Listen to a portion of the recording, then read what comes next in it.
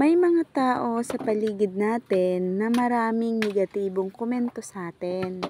Kahit ano pa ang gawin natin, maging mabuti man ito o hindi, natural ngang maapektuhan tayo sa ganitong uri ng sitwasyon.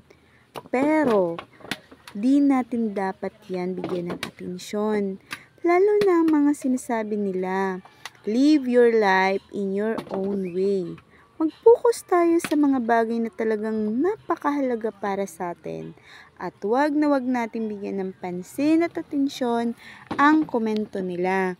Gawin natin ang lahat para sa ikauunlad ng buhay at ibigay ang lahat ng ating makakaya. Wag na wag nating hayaang sirain tayo ng kahit na sino para sa pangarap natin. Live according to your values. At wag na wag kang magpapatalo sa mga negatibong opinyon ng mga tao, lalo na sa paligid natin. Dahil hindi mo naman makukontrol ang iniisip nila. Pero makokontrol mo ang sarili mo kung paano mag-react at i-ignore ang ating feelings. Ignore whoever makes you feel less worth of who you are.